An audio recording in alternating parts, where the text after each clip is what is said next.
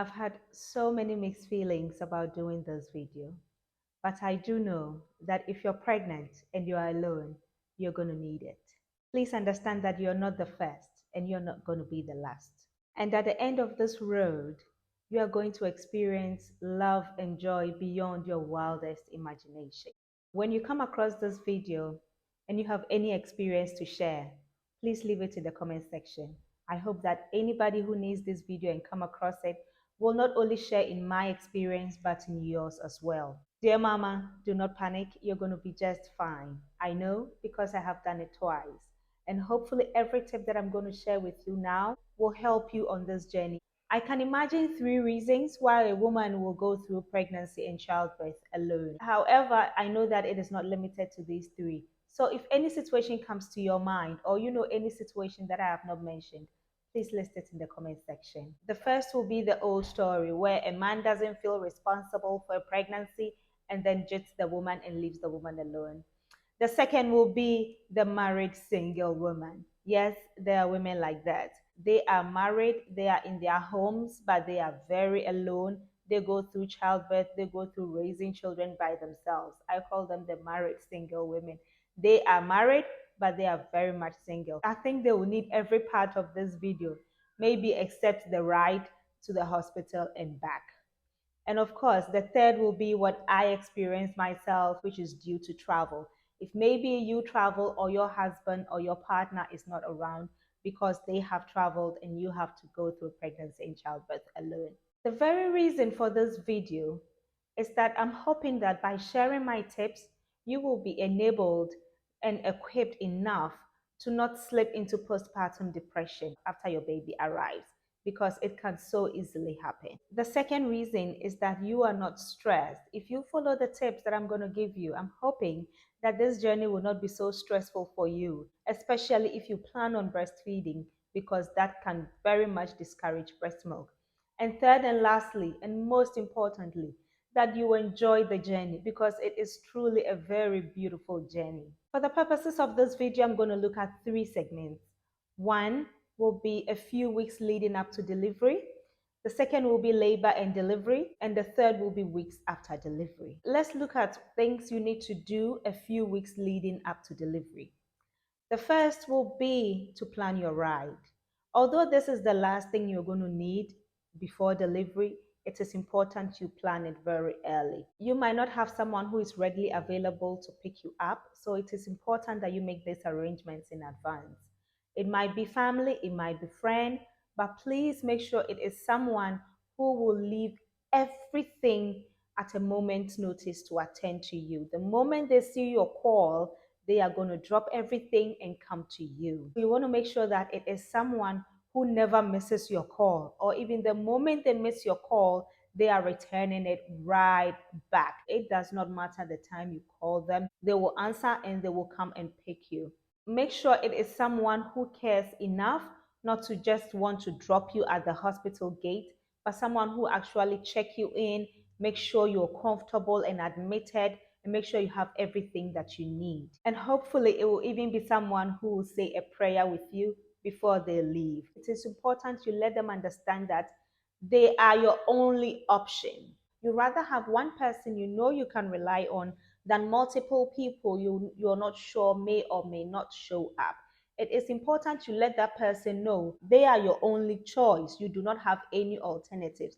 This is important because once they know you are absolutely relying on them, they will show up. They know you do not have any options, but if you have two, three, or four options, this one knows, oh, even if they are not available, you can call the other, or if they are not able to attend to you, you can call the other. But if it is one person and that person knows that he needs to show up for you, if you cannot find anybody who will drive you to the hospital and back, you can arrange for a taxi. Yes, I did that with my first baby. If you want to tow the taxi line, what you want to do is very much steady your body. It is important that you call the taxi before active labor begins. You study the labor signs so that you don't wait too long in the house before you call the taxi, and the taxi can get you comfortably to the hospital without having to call the emergency line. My second thing to plan will be your meals. These are meals you're going to eat after you have your baby. So you need to cook a lot of freezer meals. Cook large meals that can last you for about a month. Freezer meals that you can conveniently and quickly warm. And don't bother yourself cooking for visitors or for friends. Just cook for yourself. If you have children, you cook for your children as well. But do not bother cooking for visitors. They understand your situation, they know what you're going through. I do not foresee anybody visiting you and wanting a full service from you. If anything, they should be bringing to you. Also, have quick, healthy snacks that you can eat on the go, like breast milk cookies if you plan on breastfeeding. If you're breastfeeding, you're going to need your food, so make sure you stock up on breakfast meals, oatmeal, cereals that are fast and that are very easy to make, will not take any time at all from you. My third tip before you go into labor and delivery will be to clean your house. Because you do not know exactly when labor is going to start, please try and clean your house every 2 to 3 days, maximum 4 days. If you clean every 3 to 4 days, by the time you come back with your baby, I don't think your house will be that dirty. And also make sure that your bed sheets are changed and cleaned before you go into labor. I know because I didn't do this. And when I came back with my baby, I had to be changing my bed sheets. Make sure your baby's sleeping area, the cot, or wherever you plan on putting your baby is set up and ready to go. Also, baby swings, baby bounces, you bring them out, you set them up. Make sure that you've set everything up before you go into delivery and labor, because when you bring baby back, you are alone, mama. You cannot do all of that. It is important everything is out and set up completely ready to receive baby, because when you come back with baby, baby is going to need your full attention and you're not going to have time to do any other thing. Remember, you're going to need to heal as well. Also, there are baby essentials that you need to get. There are so many essential videos on YouTube, so I'm not going to go into that. However, there are a few things I feel are crucial, and I'm just going to mention them quickly. So that would be a breast pump. If you plan on breastfeeding, at some point you're going to get engorged because you're going to produce so much milk and your baby is going to eat so little. So you're going to need to pump it to feel comfortable. And if you do not have that breast pump, you're going to be hot because nobody is around to run it to the store and get it for you. So you may or may not want to get just a small size of formula just in case your breast milk hasn't come in yet. I feel the need to recommend this step because with my first baby, my breast milk didn't come in early. And because I was so naive, I thought my breast milk was going to come in as soon as I have baby. And I came home with baby, breast milk wasn't coming in. He was crying. And I had to run out in the middle of the night to look for formula. So please stock up on just a little bit of formula. You may or may not need it, but please have it at hand. And also, you may want to consider Epsom salts or some sort of sitz bath. If you have this at hand, this is going to help you heal. I know that here in Ghana, Epsom salt is quite difficult to come by. You can also use the big salt. I heard that also works fine, but I do not know. You need to check with your doctor. The big sea salt that they haven't grinded yet, yes. You put it in warm water and then you soak in it. I know that I used Epsom salt with both of my children, and the healing potency of that salt is top notch. You are going to feel so much better. And if you're alone, mama, you need to heal very quickly. This takes me to the labor and delivery. And this is where that ride we planned for will come in handy. Once you're comfortable, admitted, and checked in, please do not worry about any other thing than yourself and this precious baby. Do not worry about the doctors, do not worry about the nurses. They are there for you. I promise you, you are not the first person they've seen alone. You're not going to be the last. In my experience, they are actually quite sensitive and very nice. Sometimes they may or may not ask if you're alone. When they see the environment, they see you're alone, they can figure it out by themselves. But sometimes they may ask. And when they ask, they are usually asking maybe a partner or a family member. Let them understand that you are alone. They're actually very helpful. And usually, during labor and delivery, we might have a family or a friend who will show up. Maybe they might not stay the entire time, but you will have somebody. Somebody always cares. So, mama, do not worry, just focus on you and your baby. I don't think this will happen, but if at any point you feel like you're being judged or your nurse is not being friendly or nice, honey, don't add it to your stress, okay? You can ask for change. Once you're checked and comfortable and you're in labor, you're going to be crying for three reasons. One is the obvious, labor and delivery pain. The second is you're going to at some point feel very sorry for yourself, but it is just a phase, okay? At least in my experience, it will pass. It will pass very, very, very quickly. And apart from that, you're also going to cry because you're scared.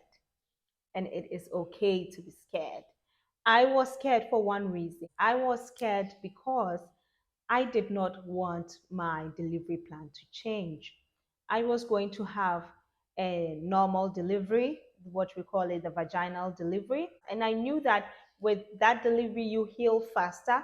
And that was going to help me because I was alone and I did not want anything that would cause me so much pain where I may not be able to adequately take care of baby. And I know with the vaginal birth, you heal very quickly and you can be on your feet. At any point, if you need any help from your nurse or your doctor, do not hesitate to ask. In my experience, even the fact that you are alone, they pay extra attention to you. They take extra time out for you. They will do whatever it is they can do to make your stay and your delivery very comfortable. So, Mama, please, at any point, if you need any help at all, do not hesitate to ask your nurse or your doctor. So, after labor and delivery, when our beautiful baby is out and you are all excited and happy, you are going to be discharged. On your way home, please make sure if you are given any prescriptions, you may or may not be given some prescriptions, but if you are given, make sure you get those prescriptions before you enter the house. This is very important because once you are home, you cannot leave baby and come out and get the prescriptions. You cannot come out with, are you going to be roaming around with a newborn? Make sure you get all your prescriptions before you go back home, unless you have somebody who can run that errand for you. Other than that, make sure you have all your prescriptions before you enter the house. And this leads us to weeks after our delivery. This is the point where everything we have prepared for is going to come into play.